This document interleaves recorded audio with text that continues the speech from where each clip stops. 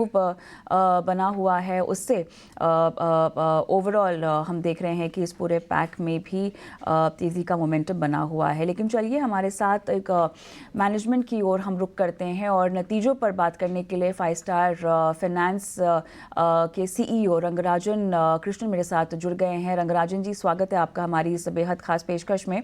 और एयूएम की बात करें 43% ईयर ऑन ईयर जो है वो बढ़ता हुआ हमने देखा है। Q2 में लगभग 44% के आसपास था। Q4 को लेकर आपकी उम्मीदें क्या हैं सर, इस पर कुछ बात करें हमसे। और ये बताएं कि जो गाइडेंस आपने दिया है FY24 का 35% ग्रोथ का, उसको क्या आप रिविजिट करेंगे? गाइडेंस रिविजिट नहीं कर रहे हैं मैम। बहुत अच्छा किया है हमने। फर्स्ट 9 मंथ्स में 43% ईएम ग्रोथ हुआ है, बट हमारा guidance we will like to keep it the same. So 35% growth guidance हम मेंटेन कर रहे हैं। ने एक शार्प राइज देखा हुआ है। डिस्बर्समेंट्स की बात कर रहे हैं तो वो लार्जली फ्लैट ही रहे हैं quarter on quarter, festive season होने के बावजूद भी। क्या ये एक कंसर्निंग है आपके किसी ग्रोथ में स्लो डाउन को लेकर? क्या कुछ पॉकेट्स हैं जो यहाँ पर ग्रोथ को डिरेल कर सकते हैं इसकी वजह से? हमारा दो बड़ा स्टेट्स है। हम मेनली साउथ इंडिया फोकस्ड है। आप हमारा पोर्टफोलियो देखेंगे तो almost 94% of the portfolio south India से ओरिजिनेट हो रही है। और साउथ इंडिया में दो बड़ा स्टेट्स है, एक है तमिलनाडु और दूसरा है आंध्र प्रदेश। और दिसंबर मंथ में दोनों स्टेट फ्लड्स की वजह से कुछ अफेक्ट हुआ था। सो लगभग एक हफ्ते या ऑलमोस्ट 10 डेज इसके वजह से हमारा इम्पैक्ट थे बोथ दोनों डिसबर्समेंट में और थोड़ा कुछ कलेक्शंस में भी। इसी कारण के लिए सीजनल रेन अनसीजनल रेन्स के कारण के वजह से हमारा थोड़ा डिसबर्समेंट्स स्लो डाउन हुआ है और फ्लैटिश हुआ है। बट इसके अलावा कुछ रीजंस नहीं है। We are very confident of maintaining the same guidance. चलिए, तो आप गाइडेंस ग्रोथ को लेकर से मेंटेन कर रहे हैं, लेकिन ओवरऑल अगर हम मार्केट की बात करें तो इस मार्केट में इस ग्रोथ को लेकर कितनी अपॉर्चुनिटीज़ हैं? अपॉर्चुनिटीज़ क्या इतनी लार्ज इनफ हैं जो आपको सपोर्ट करे इस ग्रोथ के मोमेंटम को लेकर, लार्ज बेस होने के बावजूद भी? सो अपॉर्चुनिटीज इस सेक्टर में बहुत बहुत बहुत बड़ा है, क्योंकि हमारा फोकस है जो स्मॉल स्मॉल बिजनेसेस करते हैं उन लोगों को लोन देने के लिए इतना ज़्यादा कंपटीशन नहीं है। क्योंकि बड़ा बैंक्स या बड़ा एनबीएफसीज इस सेगमेंट में उतना फोकस नहीं करते हैं। जो एनबीएफसीज हमारा जैसा है, हमारे पास ऑलमोस्ट लगभग 20 साल की एक्सपीरियंस है इन लोगों को कैसा इवेल्युएट करना है, कैसा अंडरराइट करना है और कैसा कलेक्शंस करना है। सो ग्रोथ अपॉर्चुनिटी इस सेगमेंट में बहुत बहुत बड़ा है। अभी हम सिर्फ साउथ इंडिया में है। हमारा फोकस है नेक्स्ट 3-4 इयर्स में हम रेस्ट ऑफ इंडिया में भी एक्सपेंशन करेंगे।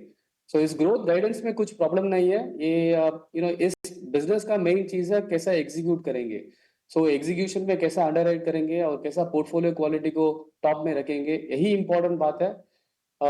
एक्सपीरियंस मैनेजमेंट टीम है और एक्सपीरियंस्ड फील्ड टीम्स भी है हमारे साथ। सो हम बहुत कॉन्फिडेंट है कि दोनों को हम अच्छी तरह से मेंटेन कर सकते हैं। अब आपकी जो कॉस्ट ऑफ बोरोइंग है, अगर हम इस क्वार्टर को देखें तो इसमें थोड़ा सा डिक्लाइन आया है, और डिक्लाइन ऐसे टाइम पर आया है जहां बाकी कंपनीज जो हैं राइज एक्सपीरियंस कर रही हैं। क्यों आपको ऐसा लगता है कि इसके पीछे क्या वजह हो सकती है? सिक्योर्ड नेचर ऑफ बुक है जिसकी वजह से आपको एक फ़ायदा मिल रहा है, या आपको लगता है कि जिस बैंक्स क्रेडिट रेशनिंग कर रहे हैं, आप कैसे बोरोइंग कॉस्ट को मैनेज करने की प्लान बना रहे हैं? सो लास्ट 6 क्वार्टर्स में हमारा बोरोइंग कॉस्ट कम होते चल रहे हैं, क्योंकि हमारा रेटिंग्स डेफिनेटली इम्प्रूव हुआ है। हम A+ रेटिंग में थे, बट अभी हमारा रेटिंग अपग्रेड हुआ है AA- में। और 5 स्टार की साइज भी बढ़ रहा है, बैलेंस शीट स्ट्रेंथ भी बढ़ रहा है। इसी कारण के लिए बैंक्स बहुत कंफर्टेबल है 5 स्टार लेंडिंग करने में। सो इसी कारण के लिए बैंक्स जो रिस्क प्रीमियम चार्ज करते हैं वो प्रीमियम कम होते चल रही है। आरबीआई रिस्क वेटेज सर्कुलर के बाद भी हमारा इम्पैक्ट और कॉस्ट ऑफ फंडिंग इतना ज़्यादा नहीं हुआ है। सिर्फ ऑलमोस्ट 7 to 8 बेसिस पॉइंट्स भी इंक्रीज हुआ है। सो हम बहुत कॉन्फिडेंट है कि मैक्सिमम इम्पैक्ट में भी और 15-20 पॉइंट आ सकते हैं, बट उसके ऊपर नहीं आएंगे कॉस्ट ऑफ फंडिंग में। अब निम्स की बात करते हैं। इम्प्रूवमेंट के बावजूद भी यहाँ पर थोड़ा सा डिप देखा गया है लेवरेज में इम्प्रूवमेंट की वजह से, लेकिन नॉर्मलाइज लेवल्स ऑफ निम्स की एक्सपेक्टेशंस क्या होंगी और उसको कैसे आप सस्टेन करेंगे? निम्स दो चीज़ों से कैलकुलेट होते हैं। एक है फंडामेंटल रीज़न, आपका बिजनेस मॉडल क्या है, आपका लेंडिंग रेट और बोरिंग रेट क्या है, और दूसरा है आपका बिजनेस में जो लेवरेज क्या है। लेवरेज मतलब आपका ओन फंड्स कितना है और आप कितना बोरो कर रहे हैं बैंक से। सो आप फंडामेंटली देखेंगे तो हमारा यील्ड्स सेम है, हमारा इंटरेस्ट रेट जो हम कस्टमर से चार्ज करते हैं उसमें कोई फ़र्क नहीं हुआ है, और हमारा cost of borrowings from bank से भी थोड़ा इतना ज़्यादा नहीं हुआ है। सो इसी कारण के लिए हमारा स्प्रेड्स क्लियरली मेंटेन हुआ है और इसमें कुछ भी प्रॉब्लम नहीं है। बट इसके बावजूद भी हमारा निम्स थोड़ा कम हुआ है इसी कारण के लिए, क्योंकि हम हमारा लेवरेज बढ़ रही है। हमारा कैपिटल एडिक्वेसी अभी 53% है। हमने क्लियरली गाइडेंस दिया है कि 53% बहुत-बहुत ज़्यादा कैपिटल एडिक्वेसी है। सो ज़रूर एज़ बिज़नेस एक्सपैंड्स हम बैंक से और ज़्यादा बोरो करेंगे। सो इसी वजह से लेवरेज थोड़ा बड़े होंगे और इस कारण से निम थोड़ा कम होंगे, बट आप इसको देखना है कि हमारा आरओई कैसा है। आप लास्ट 4 क्वार्टर्स में देख सकते हैं कि हमारा ROE return on equity consistently बढ़ रहे हैं और इस क्वार्टर भी हम 17% के ऊपर रिटर्न ऑन इक्विटी दे दिया है। सो इसी कारण के लिए फंडामेंटली निम से कुछ इश्यू नहीं है।